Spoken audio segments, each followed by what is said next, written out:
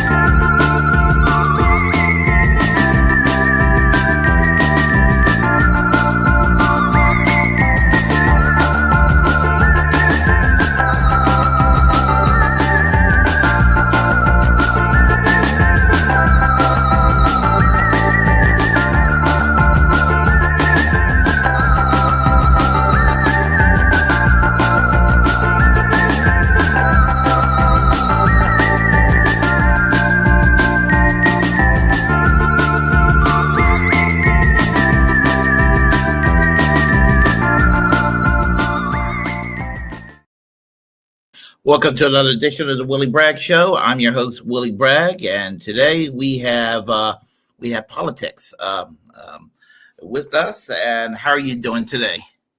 Really good, Willie, man. It's good to see you. I think the last time we did this was before Trump got elected.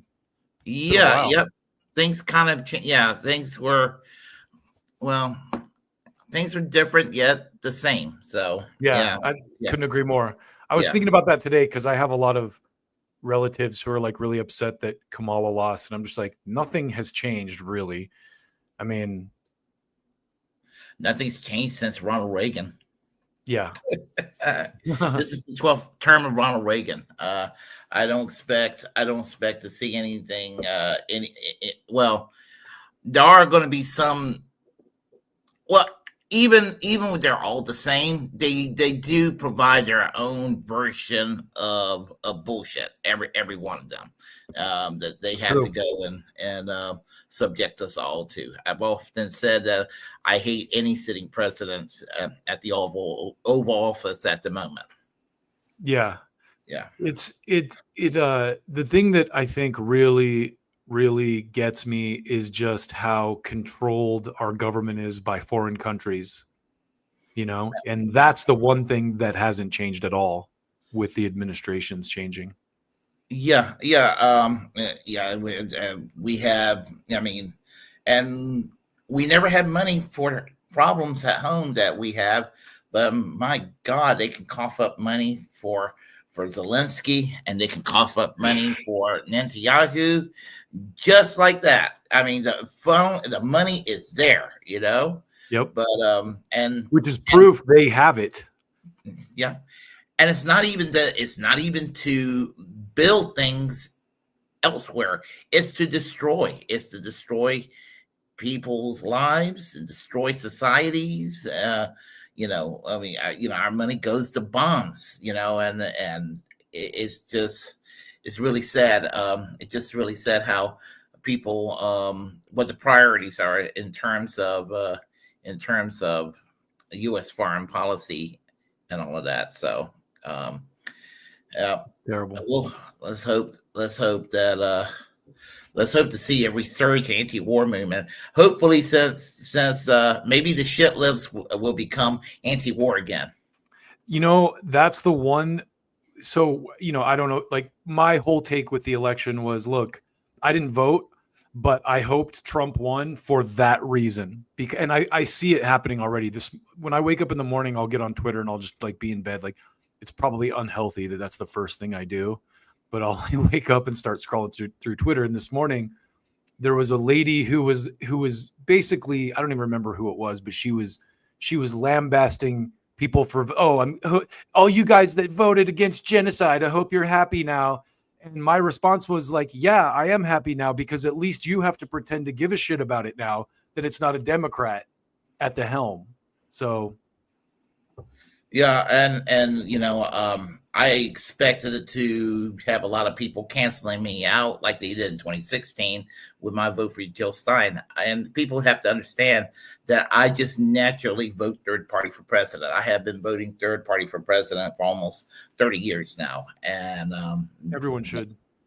Yeah, and I vote 100% outside the two-party system now. At one time I was a quote unquote part-time Democrat, still voting third party, but and to each is their own. I'm not going to sit there and tell people. People can decide what to do as far as what they think is necessary for, to get things done, or harm if they feel good about harm reduction. I never believed in harm reduction, because harm reduction basically translates into just keeping the present harm that there is right now, and usually that harm gets worse, because we certainly haven't gone further left in our society. We seem to be traveling further and further to the right, and Bernie was our hope for things. And I am so disillusioned with Bernie these days. Terrible. Yeah, I have an unusual spin on Bernie. I don't shit on Bernie like maybe some people that we will all know in our circles. However, I am disillusioned with Bernie. And I don't think he was trying to sheep herd people into the Democratic Party, but the cause and effect, that's what's happening.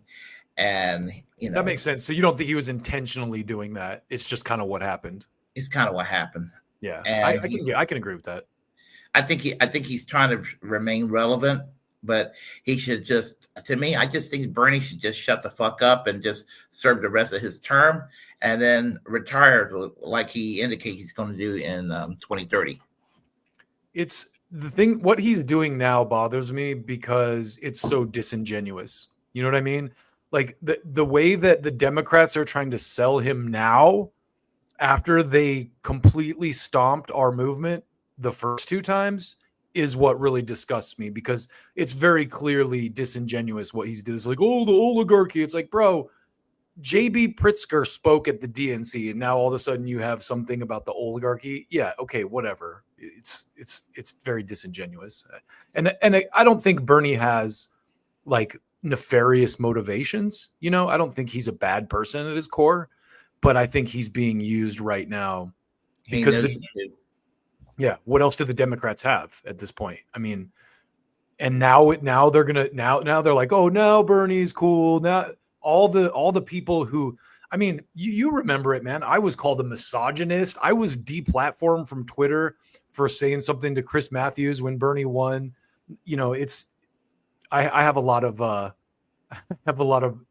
built up resentment from that era still. Well, let me tell you, I was very unhinged about this time 5 years ago, as I saw him. I saw the attempts to derail him in 2020. I saw it right there. And some people saying, oh, you're worrying way too much. Look, he's done well in the primary so far in Iowa, in New Hampshire, and look how he blew everybody away in Nevada and everything. I say, yeah, watch out. They're up to no good. They are up to no good. Well, and Obama made those phone calls, and he knew he was fucked right away. But also, the thing that's so frustrating about that is it was very clear where the energy was. No one else was filling stadiums full of excited people at that time. No one. And I mean, they just triangulated against him in a way that, I don't even believe that it was legitimate. I really don't. I think they cheated him in 2020 again, like they did in 2016. They attempted to, remember the caucus when they tried to, luckily that time we had people on the ground in Iowa who were counting the votes manually at the caucus, but they tried with that app and everything. They tried to put Buttigieg over. They tried to cheat right out of the gate. And the app was all built by Hillary Clinton acolytes and people from that campaign. And I think when you saw Biden come in and the people, it was very clear Biden didn't control anything, but the people who ran his administration were the people that were supposed to comfortably take over from the Obama era, right? Yeah, I mean, they took a brain dead vegetable like Biden coming out of nowhere. There's no way in hell that Biden, they just love Biden. It was just that they were trying to, Bernie was kind of a threat at that time. At that time, he was a threat. And in Iowa, I'm gonna tell you, in Iowa, here's the thing. If you hated Bernie, no matter who you supported, you thought that Pete the Cheat won. If you were for Bernie at that time, you would realize he won because Pete Buttigieg was tied in with that app company that was, that kind of did a number on him. So, they even ran stories after that. Like, he's the actual winner. Remember that? They actually ran. Yes. They ran stories where he was the victor of the press tried to paint him as the winner and everything. I think he is seen as the winner officially of the Iowa caucus, but it was by a race or thin margin. And then when Bernie did well in New Hampshire, they were talking about how well Amy Klobuchar did, and she was like a distant fourth and fifth, and in the irrelevant zone. They were just talking her up a great storm. I was like, really? Nevada, when he won Nevada, that's when I got in trouble and thrown off Twitter, because to me, that was the point where it was undeniable too. It was like they tried to shade and like obfuscate his wins in those first couple primaries, but then he won Nevada. Even after they put out all that propaganda against him. They put out that Putin wanted him to win. Do you remember the nurses? They got these nurses to come out against him in Nevada and stuff, and he still won. And I just remember MSNBC just there, like, I can't remember who the lady was, but she's like, and the winner is Bernie Sanders. I saw how MSNBC and a network that I used to religiously watch. I used to listen to Rachel Maddow. I used to listen to Keith Olbermann. I used to listen to those motherfuckers all the time, and thought, I thought, my God, these are the truth tellers. These are the people, Even Jon Stewart. Jon Stewart. I used to watch the Daily Show. Used to think this is, and Kyle Klinsky sitting there trying to push Jon Stewart for president. I mean, I like Jon Stewart still. It's just, all those people. That's the thing. I think the one silver lining to me of Trump winning, and I said this before the election, I said, because I didn't vote, so I went, okay, if Trump wins, it will give me some hope in that people don't listen to the media anymore. Because they were like, there's a Nazi rally. He's all this stuff at the outset of that. And he still won. So that gave me a little bit of faith. But now, with all the stuff that's going on with Israel and even with Ukraine, it's like, man, I really thought Trump would be able to kind of overcome those forces, but it doesn't look like he's going to be able to do it. He's going to lick those boots just like the last administration did, whether it's Ukraine or Israel, or, man, it's just, and that was the one silver lining of him. But the reason why Trump is significantly worse than he was the first time round. The first time round, Trump, the populism that Trump had in 2016 is gone. That veneer is totally gone. He turned into. I don't know that it's totally gone. I mean, there is stuff that they're doing that I do still think is good, but I also and not sorry to interrupt you, but my take too is also a little bit more cynical maybe than a lot of other people in my space, in that I see who's the president who said if you want to make some enemies, try to change something. Was it Roosevelt or FDR who said that? One of those great presidents said something like, if you really want to make enemies, try and change something. So I do see like there is a lot of hysteria over like Trump and Elon, like with Elon, for example, and the Doge stuff. That's only supposed to last for 6 months. And I remember a lot of people being like, it's going to be toothless. It's not going to matter. And it is mattering. But I think, I do think there's a lot of hysteria around that. It's like, I'm kind of waiting for that to be proven out. You know, if they actually do try to cut Social Security or Medicaid, I'll be right there at the picket lines with everyone else. But I still I feel like there's a lot of hysteria being generated around this administration for that reason, just to get people upset with them, even though some of the stuff they're not really quite doing yet. That's not to say that, you know, I'm on board with everything they're doing either.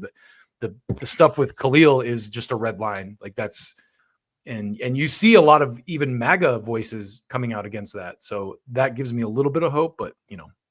Yeah, well, here's the thing. In 2016, when he got elected, I didn't suffer from what they call Trump derangement syndrome. In fact, I made fun of Russiagate, and in some ways, Trump was more moderate than the other Republicans running in that primaries. And a lot of people seem to think I'm crazy when I say that. But I mean, you know, he in some ways he was kind of moderate. He said some horrible things about immigrants, which is unforgivable. You know, and he made and some of those rallies were kind of violent. I saw that one man in North Carolina that there's like a cowboy slug, you know, assaulting the black guy. And but even that kind of stuff with it. Yeah, but even that kind of, remember they did that to Bernie too, though. They had Nazi flags at one of his rallies, and you know what I mean? They tried to paint us all as misogynists and, you know, pro-Russian. Yeah, and the thing about it is that Trump when he was governing the first time round, and as much as I hate the establishment Republicans, and I do think the establishment Republicans on their own, they're dangerous. Trump on his own, he's dangerous.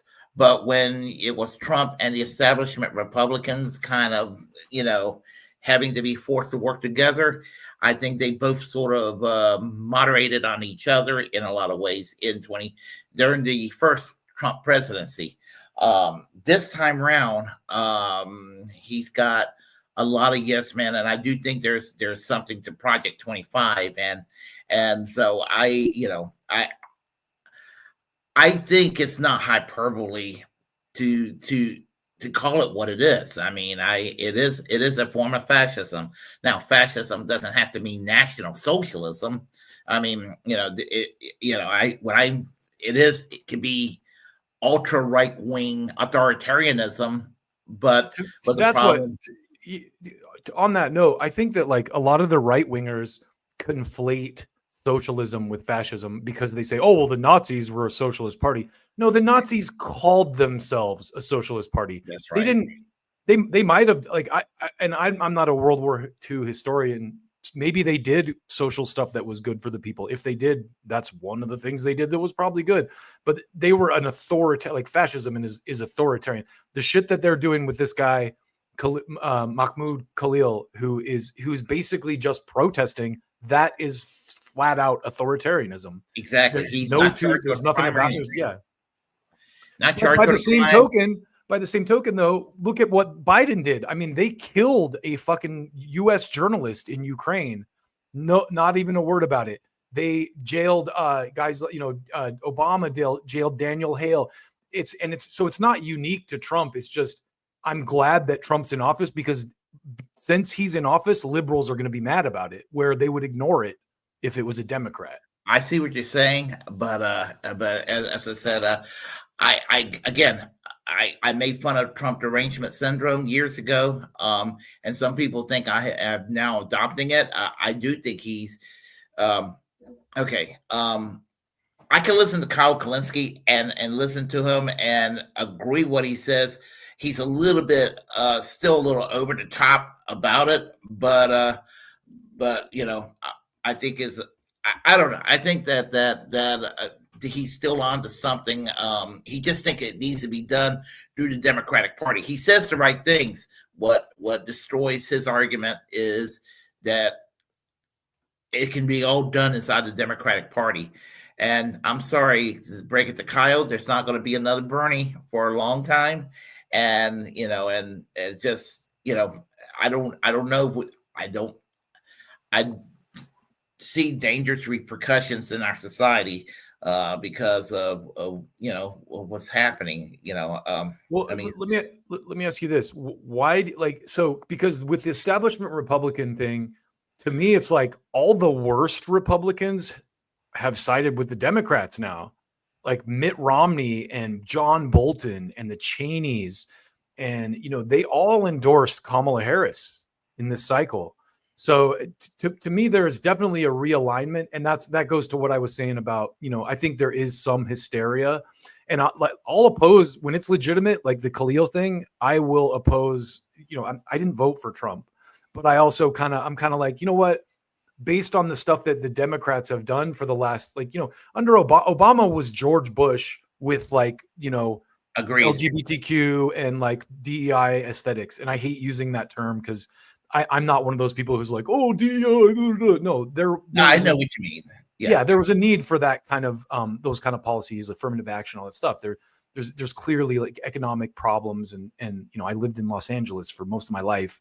You can see it, but that aside, it's like the one thing I think gives me a little glimmer of hope with the Trump regime is that all the bad Republicans, not all of them, but a lot of them were against him. You still have Tommy Tuberville and some of those dummies and Lindsey Graham who are on board with the Trump thing just because they're sucked into power. But then you have in the MAGA movement, people like Candace Owens and Tucker Carlson and Dave Smith, and even guys like Andrew Tate, who are very pro Gaza, so there's a large portion of the MAGA movement that's dissenting against Trump being owned by Israel that I didn't do you remember when the Democrats put that letter out with Ukraine and then they immediately rescinded it?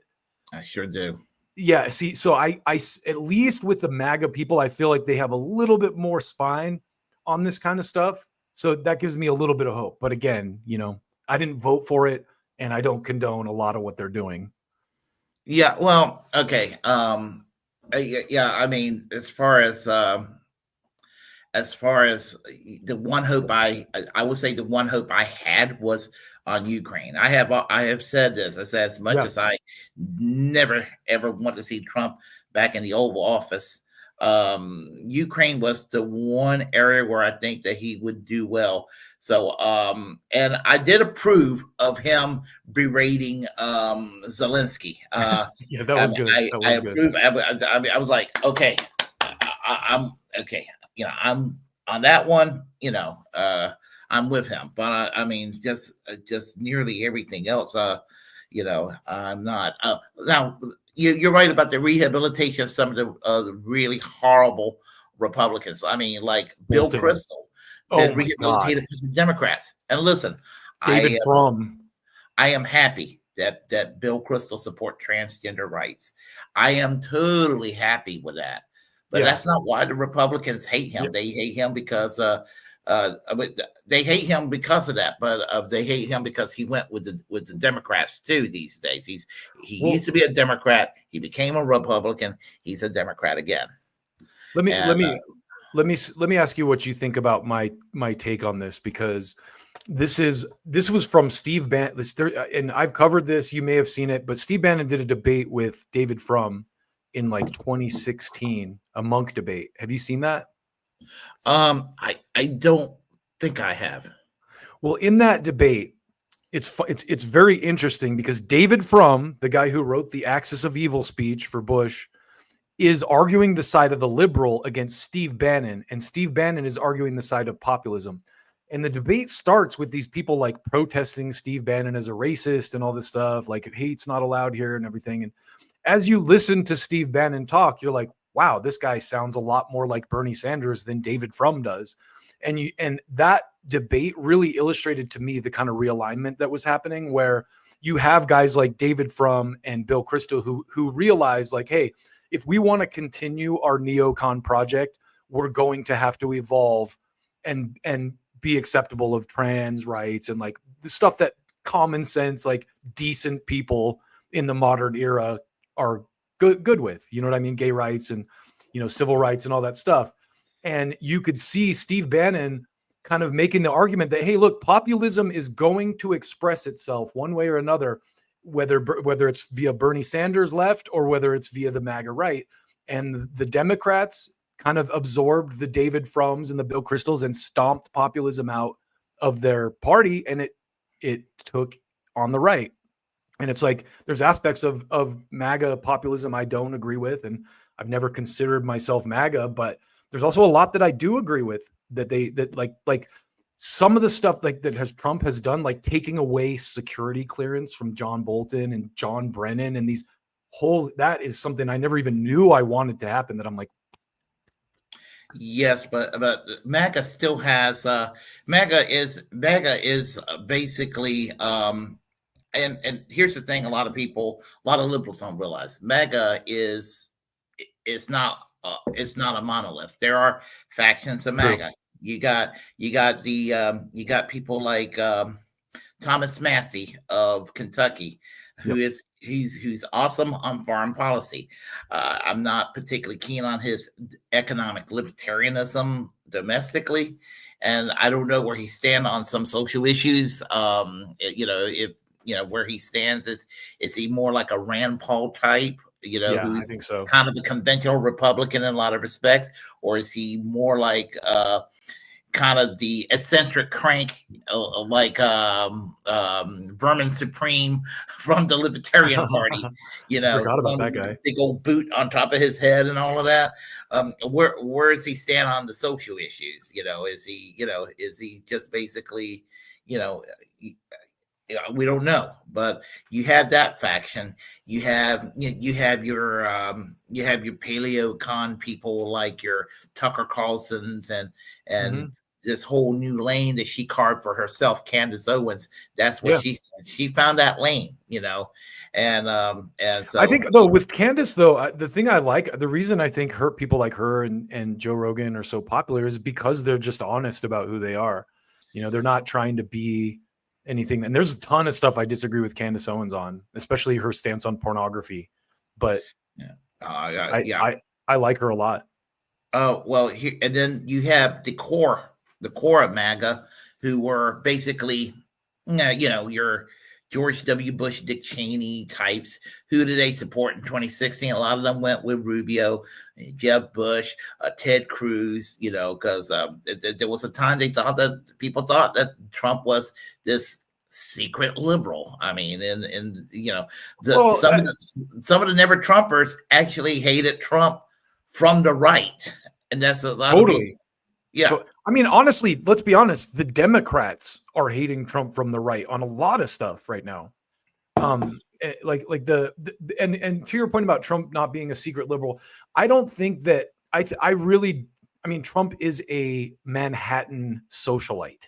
You know what I mean? Like that's who he is from the beginning. Like he's never been like an anti-gay or even anti-abortion guy, but I think he co-opted some of that language to pander to that wing of the Republican base, right? The religious right base. Yeah, and that's the thing right there. The religious right, they're basically the John Hagees of the world and all that. Those people, those motherfuckers were Bush Cheney conservatives. They're Zionists too. Yeah, and Christian Zionists. I mean, and Pete Hegseth is like, he is like the epitome of the. I mean, he's like everything one can hate about John Hagee and everything one can hate about Mark Levin roll into one person, But is he really though? I mean, like the thing about someone like Hegseth, and I'm not a fan of his or anything, but the thing I think is good about someone like him is he doesn't have a political history. So he's not like, I don't see him as being beholden to any specific. Obviously, they're all beholden to the Zionist. Yeah, stuff. he does have a history. He wasn't a pro-Iraq war activist. Was he? Okay. Yes, he was 20 years ago. I mean, that's his claim to fame. Well, even Rubio, it's like Rubio came around on the like, and I think with people like, and this is just my personal take, I think with people like Rubio, I think Trump chose people like him because, first of all, he knows he'll get through Congress, but second of all, because he's a loyalist. Rubio was pro-Ukraine war until Trump nominated him for Secretary of Defense, you know? Well, and now he's like, oh, we need to wind this down. So like for example, Tulsi Gabbard. Now, I get kind of weird when it comes to Tulsi Gabbard because she was my second choice in 2020, and we will get to the crux of what we need to talk about regarding Bernie. But this is a great way to kind of set into the audience here. But with Tulsi Gabbard, she was my second choice in 2020. I wanted her to be Bernie's running mate. And I really believed that they had a quiet arrangement when she ran in 2020. She was the one to tear down, she destroyed Kamala Harris early on. Yeah. And not only were they angry with her for what she did, helping Bernie in 2016, exposing, the DNC for what they did, but they also hated her for, taking down Kamala Harris as early as she did. Yeah, that was pretty epic. Nico House was bragging, I think maybe close to a year ago, almost a year ago, he was bragging that there was Nico House and Fiorella Isabel that gave basically the Tulsi Gabbard the political ammunition, the talking points that actually ended her primary run. So as I said, watching her take down Kamala Harris, I was just like, I like this lady. But no one liked Kamala Harris. Hillary Clinton pushed Tulsi Gabbard to the right. The establishment Democrats, with their Russia gating her, pushed her to the right. And I think that she had a 100% positive voting record from the Human Rights Campaign while she was a member of Congress. But she grew up in a homophobic environment, with her parents being very socially conservative Hindus and all of that. But, wouldn't that be a lot of people as far as upbringing is concerned? I never believed in taking somebody's upbringing and holding that against them. But they pushed her into MAGA. They pushed her into the Trump movement. And not to interrupt you, but she gets a lot of crap for kind of like molding herself to the MAGA side. But it's like, at the same time, I would rather her like kind of, squirm her way in there and get into a position of power. Because have you seen the most recent story regarding her with the guy that she appointed to DNI that Israel was like, Have you seen that? I haven't, but I will say that of all the people that Trump appointed, she's the one that offended me the least. Yeah. Well, so I literally just watched, because for me too, just to kind of preface this, the people that I trust the most in the news space are people like Glenn Greenwald, Max Blumenthal, Aaron Matei, me too. Matt Taibbi. And Blumenthal just did a thing about this guy that Tulsi appointed to DNI to be like the deputy DNI guy. Max Blumenthal knows him. He's like, I know that guy. His name's like Danny something. And Tulsi appointed him to a DNI position. And Israel was like, ADL came out against this guy. So even just a tiny little thing like that gives me hope with someone like Tulsi Gabbard, who, despite her kind of playing the game when it comes to Israel and saying the right thing for the Zionists, I feel like her overall, principle of anti-war and her experience on the front lines will trump the influence of, the Israel lobby. But that's my hope anyway. Yeah, but she even turned did a 180 on a lot of the foreign policy. The only thing she remained, and she did kind of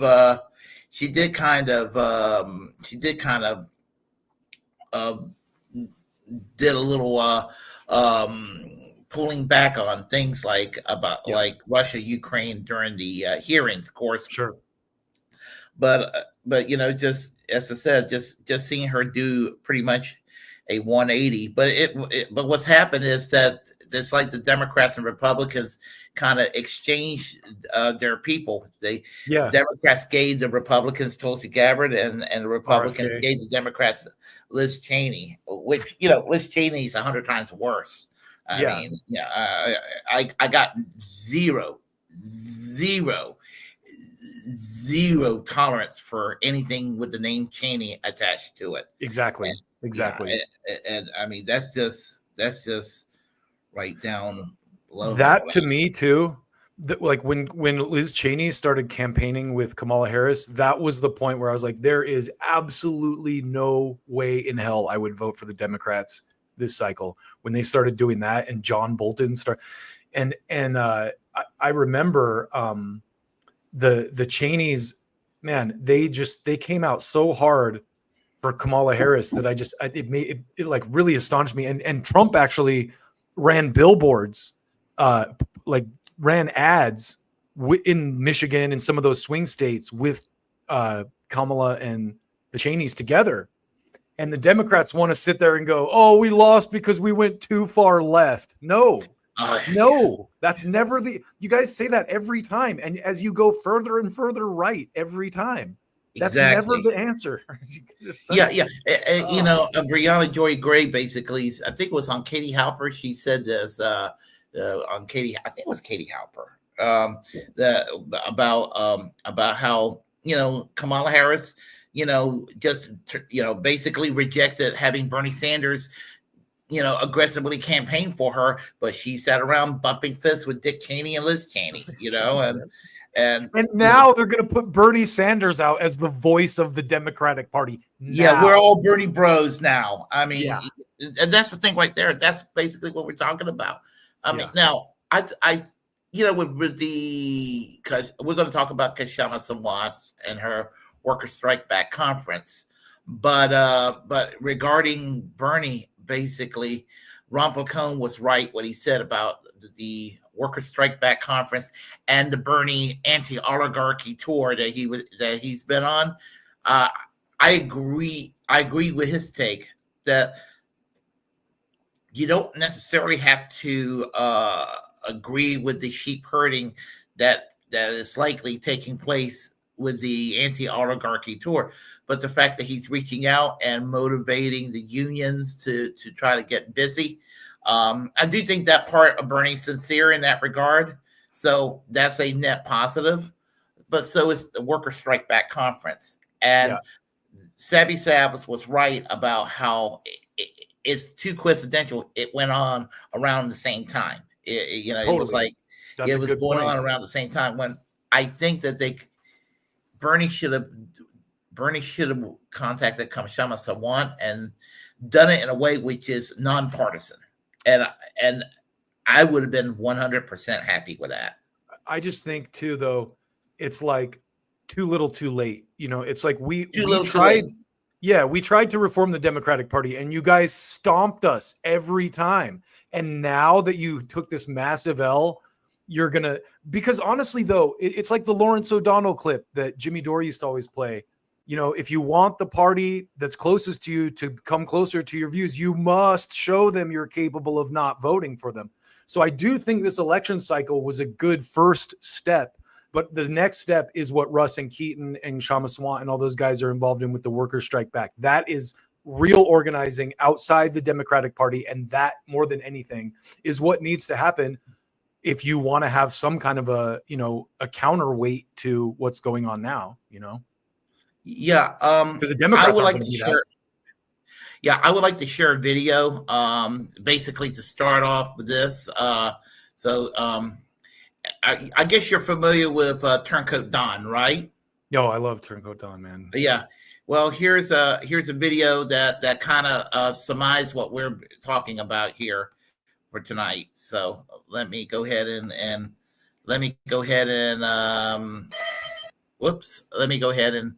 get this started here, and we'll play it, and then we'll continue the discussion.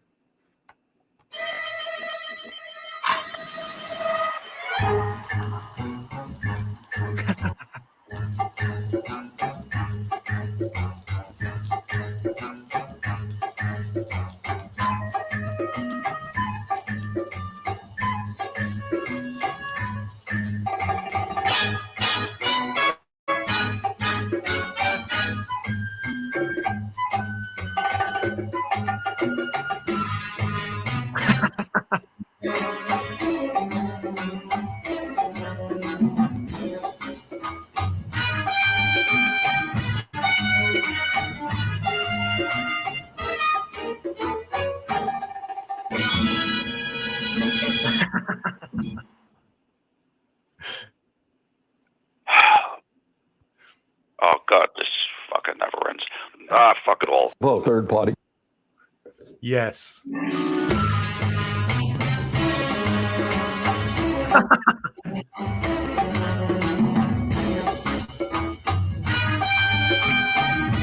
I love his credits.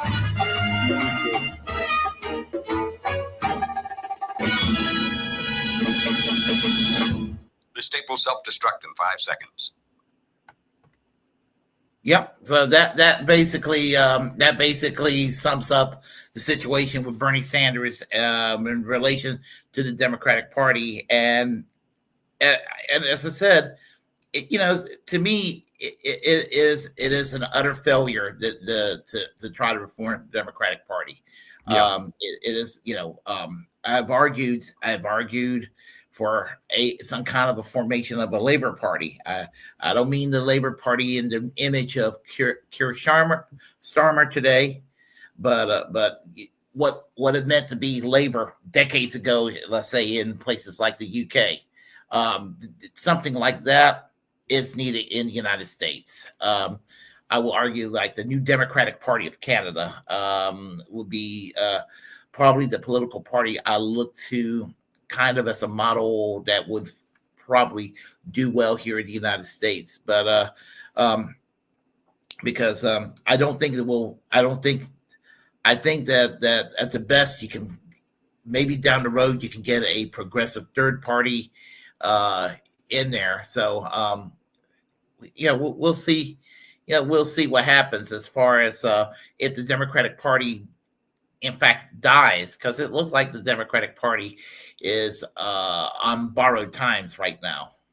So I threw a link in the chat for you. You've probably seen this, but to me, it kind of sums up what this new Bernie oligarchy tour is about. Have you seen it? I haven't, but I can share it. You want me to share it? Yeah, if you want it. It's Caitlin Johnstone who tweeted it. Give me a second here. Yeah, when I saw this clip, I went, okay, I mean, that's all I needed to see, really, as proof that Bernie Sanders' oligarchy tour is disingenuous, kind of sheep herding operation, because the Democrats, if anything, have just occupied that space where left should be. You know what I mean? For all these years, we have channeled. I mean, I did it for years. I volunteered, I put my energy, my money, everything into the Democratic Party, and just got more neoconservative shit dressed up in social justice language, basically. Absolutely. Okay, I'll share it. Give me a second here. Yeah, and we'll get it set underway. All right, let's see. I'll do one of these. And okay, give me 2 more seconds here. Where did I put it? Right there it is. Hi, Bernie. Hi. Hey, we're really worried about Mahmoud Khalil out of Colombia. Okay, excuse me. Will you do? Will you do Excuse a me. statement? Thank you. Will you not? Will you put out a statement? What did I just say? I've got to go to a rally now. Excuse me. We're just walking with you. This is really, really dire. This is means it's urgent. They're coming after this student. It was they illegally kidnapped him. Hi, Bernie. there you go. Yeah, I saw that. Not exactly Bernie at his best. Definitely not. I mean, he was pretty much an asshole there. I mean, he sounds like a Democrat. The transformation is complete. He knows it. He knows it. He's because frustrated. remember when I remember when those Black Lives Matter women kind of took the podium, and Bernie let them talk, and a lot of people were like, "Oh, you're a wuss" or whatever. I was like, "No, that's awesome. That's what you should do." Yeah. Well, I never thought that those two activists that took his microphone on stage, one of them was a Republican from years past, believe it or not. And because I think it was on her Facebook page, she wrote some pro Sarah Palin post or something like that. So I think that the two activists were hired by Hillary Clinton to basically put Bernie Sanders on the spot. But we're talking about 2015, 2016 Bernie, when we when we all used to believe in him and everything. Right. Yeah. So, Back and the when thing we were about still Bernie, naive. and Bernie's, Bernie's terrible on issues like Gaza, and I'm gonna They all say are. basically it has They a all lot to do with the time. He's 82 years old, 83, something like that. Yeah. And he basically was. I mean, he's still an old Zionist. I mean, he's an old. I mean, maybe you can call him an old school liberal Zionist, but that's basically what he is. And he's never shook that off, in Yeah. spite of what we have seen, what's been going on there. And he might want to be a good cop Zionist, but is there really such a thing today? Not at this point. Not at this point. Not at this point. Not at this point. So, yeah, I just don't. I just think that he's not quite. The times have changed, but some areas he's still living in the past in that regard, and so that's problematic there and everything. But yeah, well, and who's going to his rallies now too? I mean, none of the like Bernie left, like the real left, the progressives who supported Bernie in 2016 and 2020. Post Bernie left. Yeah, none of them are going to those rallies now. Yeah, I mean maybe a small percentage that's still clinging to some hope that he might actually be worth a shit, but I remember going to a Bernie rally in 2019 in Chapel Hill, and I mean, and it was kind of cool because I was talking to some old timers that were activists in the past. I talked to this one Trotskyist that used to be in the Socialist Workers Party, and so we were exchanging our past activism, because in the 70s and 80s he was in the Socialist Workers Party, and I said in the 1990s, early 2000, I was in the Socialist Party USA, and he was like, "Oh yeah, I remember those guys." And we were sitting there and we were talking about some of the just some of the stuff that what was like, because you're in these tiny little left-wing organizations, whether it's the PSL, whether it's the Socialist Party, whether it's the Socialist Workers Party, the ISO, the whole alphabet soup of the radical left throughout the United States. Everything is so fucking factional, and it ruins it. Yeah, you realize we can't have nice things, because COINTELPRO did a wonderful job of doing what they did. I don't know. Are you familiar with David McReynolds? You ever heard of him? I don't think so. No, it doesn't ring a bell. Do you remember? You remember the classic? I wish I had that photo with me on right now. Remember the 1965 famous photo of three men burning a draft card in Manhattan? I've seen it. Yeah. The tall guy. The tall guy is David McReynolds. David McReynolds in 1980 was the first gay man to run for president out of the closet gay man, and he was one of the leaders of the Socialist Party USA. And I remember him talking about how much disarray there is on the left, because he said when he joined the Socialist Party in 1951, what existed at that time? The Socialist Party of America, which is what DSA and the Socialist Party USA and all these, they are. It was the Socialist Party of America, the Social Democratic Federation, the Communist Party USA, the Socialist Labor Party, the Socialist Workers Party, the Independent Socialist League, the Industrial Workers of the World, and Jewish Labor Bund. That was, these organizations that were explicitly socialist, that was all there was. By the end of the 1960s and early 70s, there were like hundreds, if not thousands, of new groups being founded. And so today, you're hearing about some Marxist readers group where they discuss the works of their sole purpose is to discuss the Marx and Engels, and or you'll hear some Maoist organization here, a Trotskyist organization there, a Stalinist organization there, this new anarcho-syndicalist group here, and you're just kind of like, wow. It's kind of sometimes it's kind of overwhelming, you know. Yeah, it's almost like the left was intentionally balkanized. Perfect wording. Yeah, pretty much.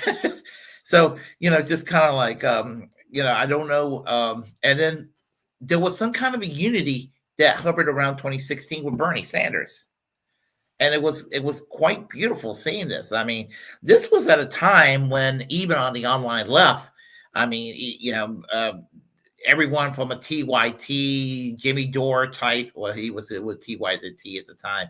Well, they were kind of, I think all the major players were with TYT, where you had, this is a time when Sam Cedar and Jimmy Dore and Shank and Anna, all of them were on the same page. Kyle, David Packman, and I think he was with Media Matters at the time. Max Blumenthal, they were all on the same page. Bernie, and then everybody's gone. It was all herded into the Democratic Party. But it was. Go ahead. Incredible. No, go. Sorry, I didn't mean it. Go ahead. No, it was wonderful seeing some kind of semblance of left unity taking place. I mean, just people who are out there, not online, but just doing their thing, doing their activism. A lot of them were just kind of like, no, yeah, Bernie. Everything was coalescing around us, and socialism, for me, democratic socialism or socialism was having a national conversation. People were having a conversation about healthcare for all. It wasn't considered a lunatic idea anymore to have Medicare for all, single payer. The welfare states that exist in places like Sweden was not considered, crazy. Another thing that gives me hope, I have to say too, is you listen to people who are considered, influential in right-wing circles like Joe Rogan or Tim Dillon. They're for public health care. And Theo Vaughn is another great example. Theo Vaughn, I think, is underrated as someone who, he definitely has the aesthetic of like a country boy, kind of right-wing type of guy. But if you listen to him talk, he's very socially progressive. Well, I know. I don't consider Tim Dillon right-wing, though.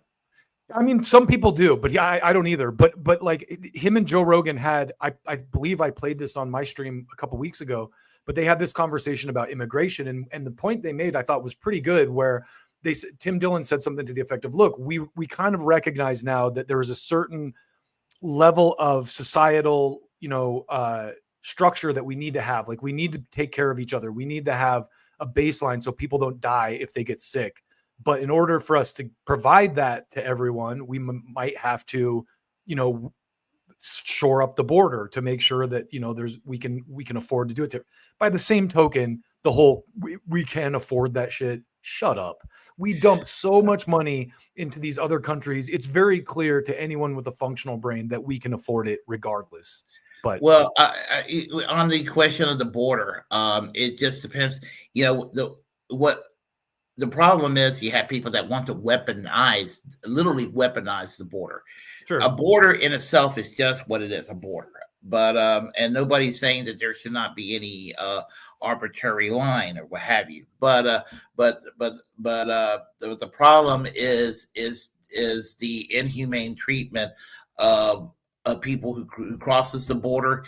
But honestly, more than anything else, it's the foreign policy of the United States that created the situation to begin with. Totally. Yeah, and I know you're aware of that. But the other thing is they want to take advantage of that cheap labor too. That's another part of it. That, like, my brother, for example, he lives in Mexico City right now, but he doesn't have a visa, so he has to fly back to the United States like every 90 days for a couple weeks to stay in Mexico.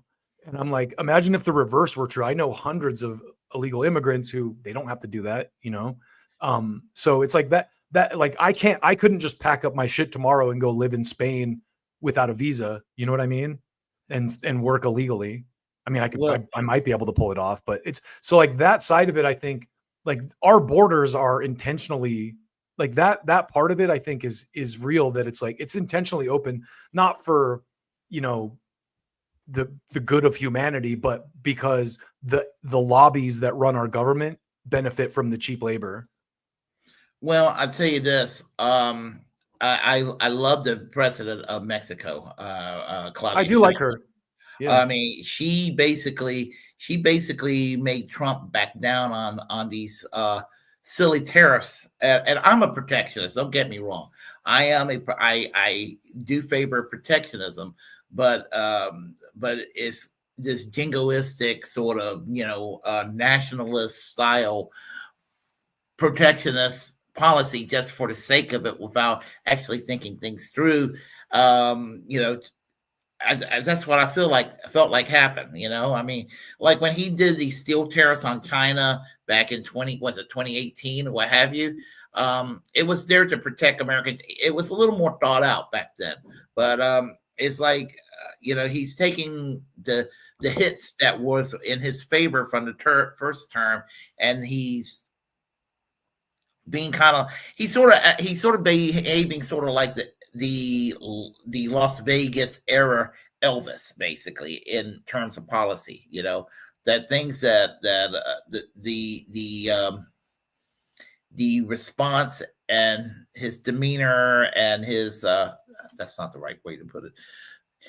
Some of the things he did in the first term, he's basically taking it and giving it in a really dysfunctional version of it, and thinking this 2.0 approach is going to work like it worked the first time around or something. And there's really, I don't feel like he's putting a lot of thought into it. That's just kind of where I stand.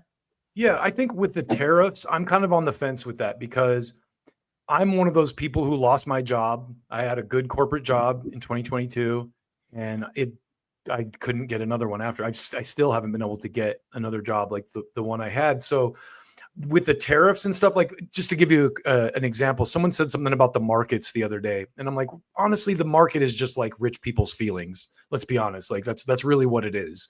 And if there's going to be, I'm all for like trying new things, like let's like disrupt the current economic, situation.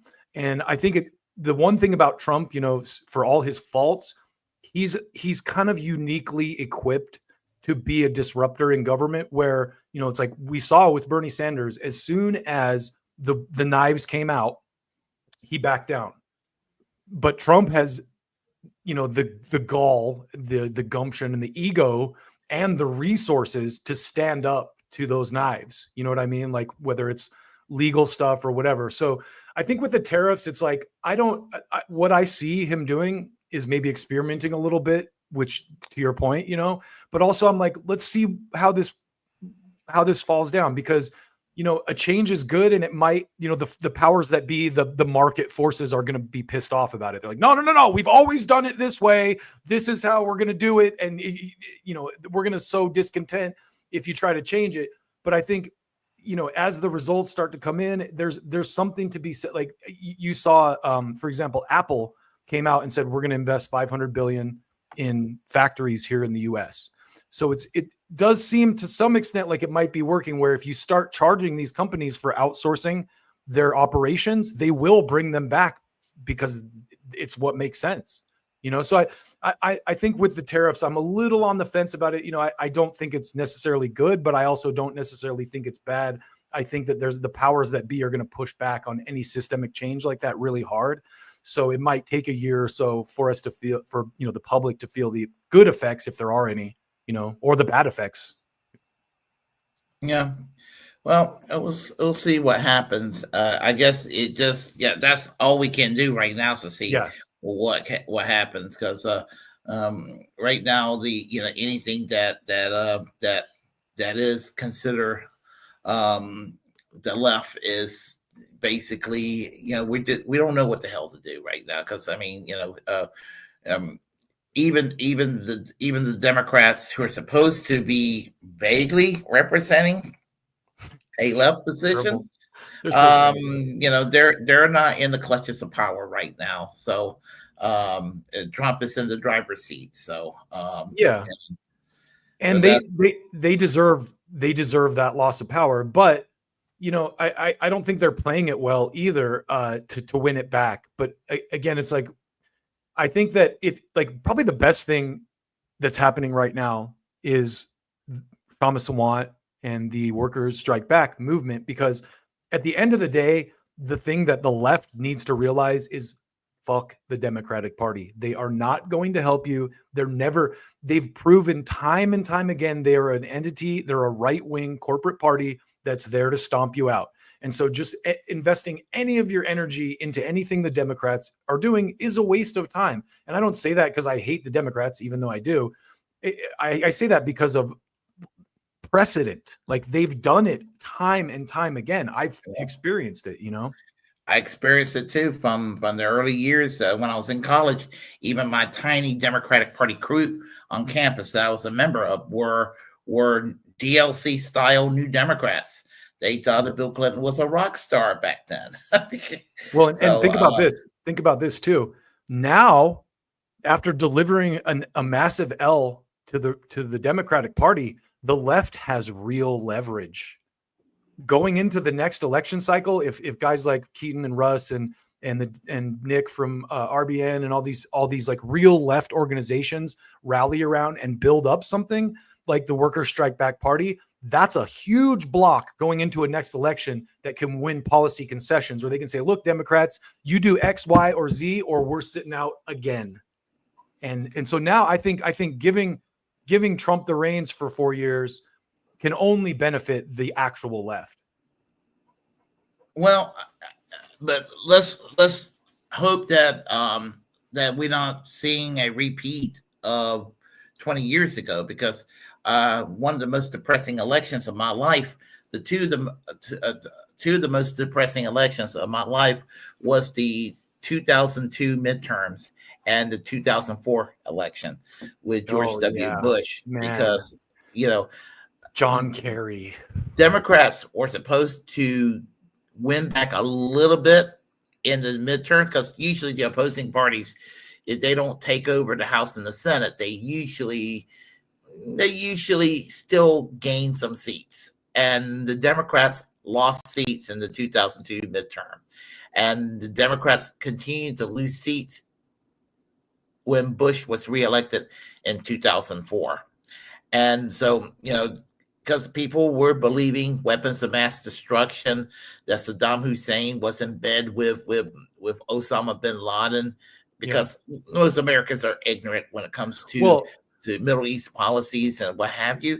But the country was so far to the right. I felt like in 2004, with the whole Jesus camp sort of situation where, Trump is a cult of personality today, but people need to remember that there were kids in some church summer camp in Jesus camp where they were fondling a cardboard of George W. Bush, and this female pastor speaking in tongues were like, he needs our support and everything. And it was really creepy. You ever seen that? I don't think so. It's called Jesus. I hated George Bush though. Yeah, no, I know. I mean, I despise George W. Bush, but well, let me just to interject. I think the dynamic that's different now versus then is like the thing about Trump that's such an aberration to the status quo is that they used to set the parameters, right? It was like, okay, you can choose between Bush, who will keep the war going, or Kerry, who will keep the war going. And the dynamic's different now. People don't listen to the media anymore. So I do think I totally understand your point about what happened with Kerry, but I also think that the media has lost the credibility that it had back then to put someone like Kerry over. Well, I think that the media has long lost any credibility anyway. So I mean, I tell people to always go and find, like going to a doctor, getting a second opinion. you go and get your second opinion when it comes to your news sources. Get your 22nd opinion, as far as I'm concerned, because we know that what Fox News and CNN and MSNBC have to offer to us is pretty much just all of it slop. I mean, I came from a marketing world too, man. And I mean, I think it's one of the reasons I was more skeptical of the COVID narrative than a lot of people is because I used to work in ad sales. So I got a chart every fiscal quarter that showed the ad pie and how much money was in the ad pie and where to get it. And the 75% of the ad pie was healthcare and pharmaceuticals. And so it's like, yeah, that all those outlets are controlled by those ad dollars. And that's, that's the mainstream media landscape, really, right? Like it's controlled by corporate ad dollars. Yeah. So I'm hoping that right now that people will, hope. I mean, since he's in there and there's nothing we can do about it, that that people will wake up, and I do hope that maybe even with Bernie, that he will also. I mean, I do think that he still believes in what he believes in, but I also believe that, in my opinion, I also believe he's been propositioned into taking the path he's taken. And I think that basically, he doesn't want to be Hillary Clinton. I will put it that way. And pretty tough to be that bad. Yeah. I don't think he wants to suffer the same what happens to those that crosses Hillary Clinton's path to or Nader. Yeah. Well, a little worse than that. I'm talking about the conspiracy theory. So I got you. Yeah. I don't want to get in trouble with this channel. But anyway, yeah. Let me ask you this: is there anyone on the political landscape, in electoral politics, that you would consider maybe the heir to Bernie? Because it's like people like AOC and certainly not AOC. Yeah, I mean those people have kind of exposed themselves too. So it's my thought process, especially for the Democrats electorally, is like, who do they have that's truly on the line? I'm going to tell you, if John Fetterman did not turn into a Zionist asshole, and if he would have been the John Fetterman of 2022, where he was kind of running that a Bernie adjacent campaign before he basically just tossed everything he ever believed in and became Joe Manchin. Yeah. If he would have remained the lefty that he purported to be 3 or 4 years ago, he could have been possibly Bernie's successor. But no, he decided that he was going to be a corporate, just another corporate Democrat asshole. And so I don't see anybody right offhand that could be a successor right now. What you just described there too, it got me thinking. It's one of the things I gave Tulsi kind of a pass on, because I got into it a little bit with Keaton on Twitter about Tulsi, and I just said, I don't disagree that Tulsi's changed her positions or she panders to the Zionist lobby, but they all do, every single one of them on both parties. So I'll take that, to heart and be like, yeah, it sucks that she panders to that lobby. But aside from that, there's a lot of benefits to a person like her being in that role, a person who is accused of being a Russian spy, and a person who the establishment fought tooth and nail to keep out, And so I think that's where I'm at with Trump. It's like right now there's still a lot of hysteria. It's early, and the stuff that they're doing with Khalil to me is like, that's an instant red flag. I'm like, fuck you, Trump, for that. That's not free speech. You guys said you were free speech. That's the opposite Trump of free speech. Yeah. But it's early too. Things can change real quick. So, I still have this little grain of hope that like maybe the tide will turn a bit, because you do, like I said, hear these voices in MAGA that are very like, hey, what the hell? Even Daryl Cooper, who, you know, gets smeared as a Nazi and stuff. If you actually listen to his work, it's pretty evident he's not. But and culture basically thought that Mahmoud Khalil was done wrong too. And, yeah, exactly. I can't stand Ann Coulter. I can't either. Yeah. But, you know, and MTG, I didn't realize someone like Matt Gaetz, for example, like that guy was smeared out of that role as AG because he never took money from AIPAC. You know what I mean? You can say whatever. I did not know that, actually. Yeah, he was not. He took no money from AIPAC, and it's like go ahead. Yeah, they threw all kinds of shit at him about sex crimes and whatever, and it's like with that stuff, I kind of take it with a grain of salt because you can throw that accusation at anyone on the left or right. Everybody is into sex in some form, and you know everyone's has moral, you know, gray areas or whatever you want to say. But like with Gaetz, I saw that like if he was the AG right now, I think it would be a little bit different than the person that we got in there. But same thing with Tulsi. It's like I said, Tulsi just appointed that guy. His name's Danny something. I can't even remember the guy's name, but I just remember even Max Blumenthal was like, I know this guy. So the reason I bring this stuff up is it gives me just a tiny bit of hope that, you know, maybe some of the tide will turn on some of this stuff. But yeah, we'll see. Hopefully. I was going to say something. I forgot what I was going to say. Let's see. Do you, who do you see as an heir apparent to Tulsi Gabbard? I mean, to Bernie Sanders. Sorry, to Bernie Sanders. I mean, the only person, and that I could even think of is offhand is Shama Swant, and she's not in Congress. Isn't she like a state rep, or is she a rep, or is she like former city councilwoman in Seattle? Yeah. And she would not be able to run for president legally in the United States because she wasn't born in the United States. She wasn't born here. But that type of energy, like it's funny because, you know, as much hate as people like Jimmy Dore have gotten over the years, he's been consistently correct. You know, with like, I remember I was against him at first with the AOC stuff because I was like, whoa, Jimmy, like cut her some slack. Like he's a little misogynist. And then like, holy shit, he was right.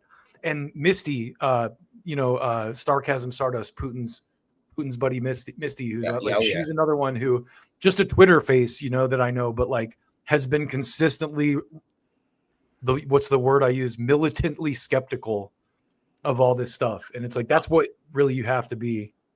Yeah. I love her stance on free speech. I mean, and you know, I actually met her at the Assange rally. Comrade Misty. Yeah. I met her at the march in DC, Assange march in October 22. That was her cause. I was really happy. Definitely. Another thing that it's like, I was really, you know, I guess I was going to say happy, but like encouraged that Trump pardoned Ross Ulbricht, the Silk Road guy. It's like, now do Snowden, now do Assange, you know?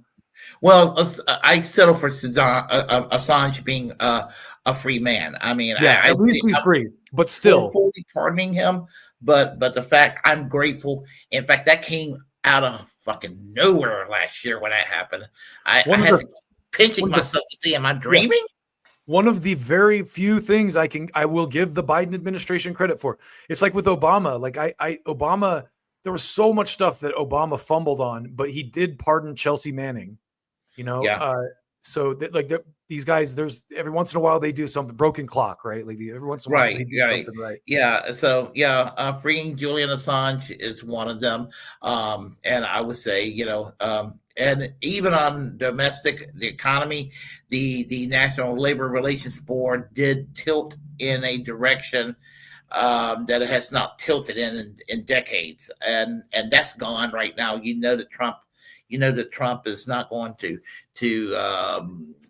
put ordinary attorneys in there, because that shit started with Reagan. Reagan started putting corporate attorneys in there, and Democrats and Republicans were doing the same thing over and over until Biden accidentally went back to the old ways of doing things. I think it was an accident, but you know. Yeah. Well, I'm interested to see, because the thing is, Trump got a lot of votes from the working class people who want factories working class work back in the United States. So to me, like the NLRB is a negative thing that he was involved in, but let's see if some of the other stuff he does actually does help the working class, because if it doesn't, he's going to have a bunch of angry voters on his side. And the one thing I will give MAGA, man, they are pretty, they'll hold, a lot of them will hold politicians' feet to the fire. That's not all of them. You can tell some of them are influencers and they just go with the flow on whatever, power wants them to. But a lot of the working class people that voted for Trump, they vote.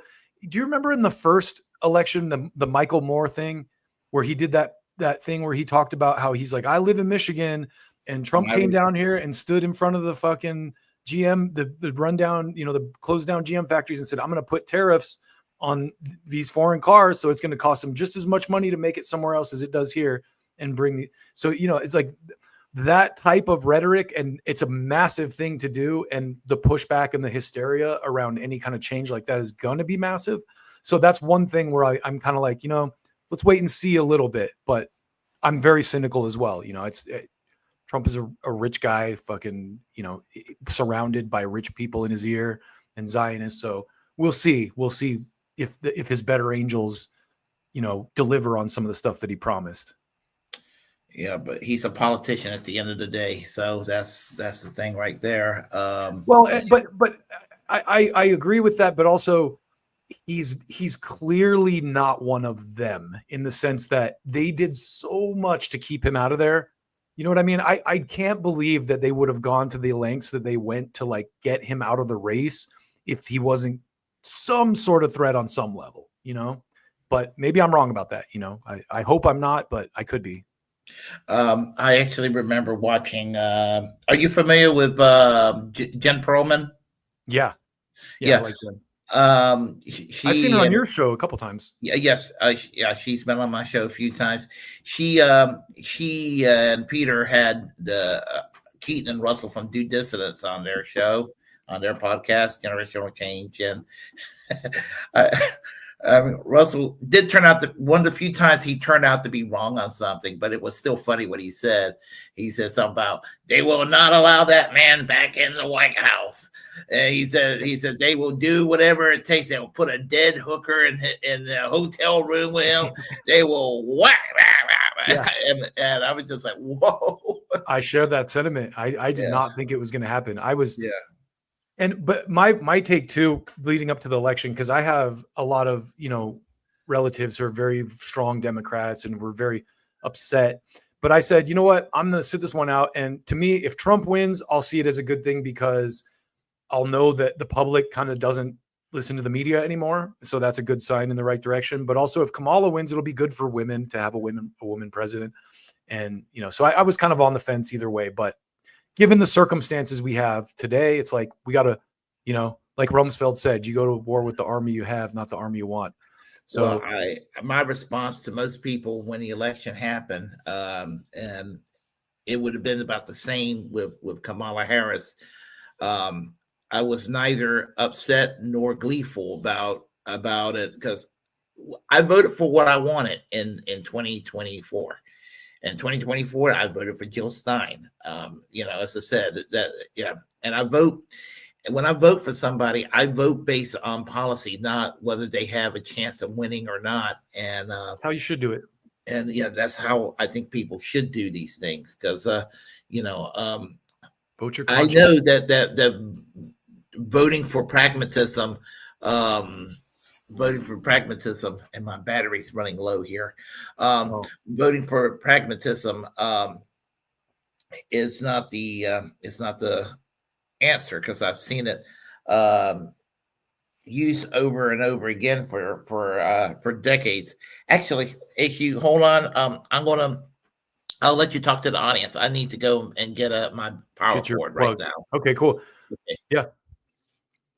No, I agree with Willy completely on a lot of this stuff. And I think, again, my take on a lot of this is wait and see, because I don't trust the hysteria that's being generated by the press. If there's legitimate evidence behind something, like the Khalil thing is the best.